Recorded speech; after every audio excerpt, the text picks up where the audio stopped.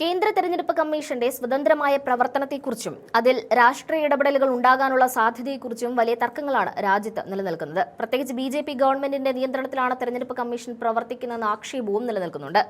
ആ ആരോപണം ശരിവെക്കുന്ന തരത്തിൽ മുഖ്യ തെരഞ്ഞെടുപ്പ് കമ്മീഷണറെയും മറ്റ് തെരഞ്ഞെടുപ്പ് കമ്മീഷണർമാരെയും നിയമിക്കുന്നതിനുള്ള സമിതിയിൽ നിന്ന് ചീഫ് ജസ്റ്റിസിനെ ഒഴിവാക്കിക്കൊണ്ട് കേന്ദ്ര സർക്കാർ പുതിയ നിയമം പാസാക്കിയിരുന്നു. തെരഞ്ഞെടുപ്പ് കമ്മീഷന്റെ നിഷ്പക്ഷതയെ നേരിട്ട് ബാധിക്കുന്ന ഈ തീരുമാനത്തിൽ സുപ്രീം കോടതി ഉടൻ ഇടപെടാൻ സാധ്യതയുണ്ടെന്നാണ് നിയമവിദഗ്ധർ വിലയിരുത്തുന്നത്. ഈ വിഷയത്തിൽ 2023 Anoop Baranwal versus union of India കേസിലെ സുപ്രീം കോടതിയുടെ ചരിത്രപ്രധാനമായ വിധി ശ്രദ്ധേയമാണ്. തെരഞ്ഞെടുപ്പ് കമ്മീഷൻ അംഗങ്ങളുടെ നിയമനത്തിൽ കേന്ദ്ര സർക്കാരിന് മാത്രം അധികാരം നൽകുന്നത് സ്ഥാപനത്തിന്റെ സ്വാതന്ത്ര്യത്തെ ഹനിക്കുമെന്ന് അന്ന് കോടതി നിരീക്ഷിച്ചിരുന്നു. ഭരണഘടനയുടെ 324(2) അനുച്ഛേദം വിഭാവനം ചെയ്യുന്ന രീതിയിലുള്ള ഒരു നിയമം പാർലമെന്റ് പാസാക്കുന്നതുവരെ നിയമനങ്ങളിൽ സുതാര്യത ഉറപ്പാക്കാൻ കോടതി ഒരു താൽക്കാലിക സംവിധാനം നിർദ്ദേശിച്ചു. പ്രധാനമന്ത്രി, ലോക്സഭയിലെ പ്രതിപക്ഷ നേതാവ്, സുപ്രീം കോടതി ചീഫ് ജസ്റ്റിസ് എന്നിവരടങ്ങുന്ന 3-അംഗ സമിതി വേണം നിയമനം നടത്താനെന്നായിരുന്നു കോടതിയുടെ ഉത്തരവ്. തെരഞ്ഞെടുപ്പ് പ്രക്രിയയുടെ വിശ്വാസ്യത നിലനിർത്താൻ ജുഡീഷ്യറിയുടെ സാന്നിധ്യം അനിവാര്യമാണെന്ന് കോടതി അന്ന് അടിവരയിട്ട് പറഞ്ഞു. എന്നാൽ ഈ വിധിയുടെ അന്തസത്ത തകർക്കുന്ന രീതിയിലാണ് കേന്ദ്ര സർക്കാർ പിന്നീട് പുതിയ നിയമം കൊണ്ടുവന്നത്. പുതിയ നിയമപ്രകാരം നിയമന സമിതിയിൽ ചീഫ് ജസ്റ്റിസിന് സ്ഥാനമില്ല. പകരം പ്രധാനമന്ത്രി നിർദ്ദേശിക്കുന്ന ഒരു കേന്ദ്രമന്ത്രിയാണ് സമിതിയിൽ ഉൾപ്പെടുന്നത്.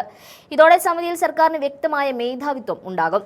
പ്രധാനമന്ത്രിയും അദ്ദേഹം തന്നെ നിശ്ചയിക്കുന്ന മന്ത്രിയും സമിതിയിൽ അംഗങ്ങളാകുമ്പോൾ 3-ാമത്തെ അംഗമായ പ്രതിപക്ഷ നേതാവിന്റെ വിയോജിപ്പുകൾക്ക് യാതൊരു പ്രസക്തിയുമില്ലാത്ത അവസ്ഥയുണ്ടാകും. 2-1 എന്ന ഭൂരിപക്ഷത്തിൽ സർക്കാരിന് താൽപര്യമുള്ള വ്യക്തികളെ കമ്മീഷണർമാരായി നിയമിക്കാൻ ഈ നിയമം വഴിയൊരുക്കുന്നു എന്നതാണ് പ്രധാന വിമർശനം. തെരഞ്ഞെടുപ്പ് കമ്മീഷന്റെ സ്വയംഭരണാധികാരത്തെക്കുറിച്ചുള്ള ഈ ചർച്ചകൾക്കിടയിൽ തന്നെയാണ് DGP നിയമനവുമായി ബന്ധപ്പെട്ട മറ്റൊരു നിർണായക നിരീക്ഷണവും സുപ്രീം കോടതിയിൽ നിന്ന് ഉണ്ടായത്. സംസ്ഥാനങ്ങളിലെ പോലീസ് മേധാവികളെ നിയമിക്കാൻ മുഖ്യമന്ത്രിയും പ്രതിപക്ഷ നേതാവും ഒരു മന്ത്രിയും ഉൾപ്പെട്ട കൊളീജിയം വേണമെന്ന നിർദ്ദേശം സുപ്രീം കോടതി തള്ളി. ചീഫ് ജസ്റ്റിസ് സൂര്യകാന്ത് അധ്യക്ഷനായ ബെഞ്ചാണ് ഈ നിരീക്ഷണം നടത്തിയത്.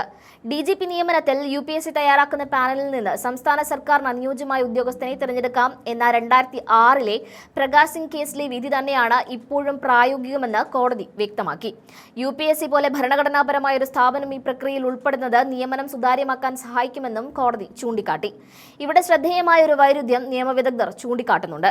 പോലീസ് മേധാവി വരുന്നത് എക്സിക്യൂട്ടീവിന് കീഴിലാണെന്നും അതിനാൽ സർക്കാരിന് തങ്ങളുടെ പ്രിൻസിപ്പൽ ഓഫീസറെ തെരഞ്ഞെടുക്കാൻ അവകാശമുണ്ടെന്നും കോടതി പറയുന്നു. എന്നാൽ തെരഞ്ഞെടുപ്പ് കമ്മീഷന്റെ കാര്യത്തിൽ സർക്കാർ മേധാവിത്വത്തെ കോടതി എതിർക്കുന്നത് എന്തുകൊണ്ടാണ് എന്നതാണ് ആ ചോദ്യം. ഇതിനുള്ള ഉത്തരം വളരെ വ്യക്തമാണ്. പോലീസ് എന്നത് ഒരു സംസ്ഥാന വിഷയമാണ്. എന്നാൽ തെരഞ്ഞെടുപ്പ് കമ്മീഷൻ രാജ്യത്തെ ജനാധിപത്യ സംവിധാനത്തിന്റെ അടിത്തറയാണ്.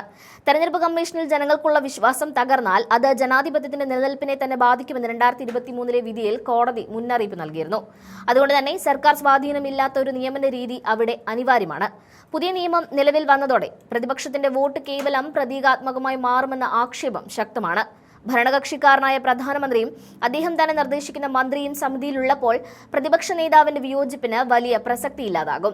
ഇത് തെരഞ്ഞെടുപ്പ് കമ്മീഷനെ സർക്കാരിന്റെ നേരിട്ടുള്ള നിയന്ത്രണത്തിലാക്കാൻ സഹായിക്കുമെന്ന് വിമർശകർ വാദിക്കുന്നു. നിഷ്പക്ഷമായി പ്രവർത്തിക്കേണ്ട ഒരു ഭരണഘടനാ സ്ഥാപനത്തിൽ ഭരണകക്ഷിക്ക് 2 വോട്ടുകൾ നൽകുന്നത് തുല്യനീതിക്ക് നിരക്കാത്തതാണെന്നും അവർ ചൂണ്ടിക്കാട്ടുന്നു.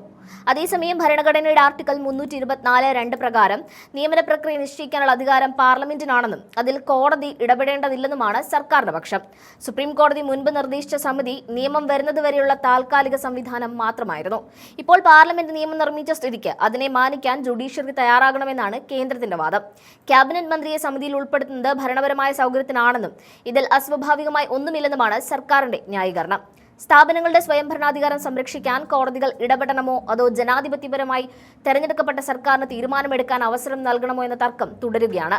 CBI ഡയറക്ടറെ നിയമിക്കുന്ന സമിതിയിൽ ഇപ്പോഴും ചീഫ് ജസ്റ്റിസ് അംഗമായി തുടരുമ്പോൾ അതിനേക്കാൾ സ്വതന്ത്രമായി പ്രവർത്തിക്കേണ്ട തെരഞ്ഞെടുപ്പ് കമ്മീഷന്റെ കാര്യത്തിൽ ചീഫ് ജസ്റ്റിസിനെ ഒഴിവാക്കിയത് എന്തിനാണെന്ന ചോദ്യത്തിന് സർക്കാർ മറുപടി നൽകേണ്ടി വരും.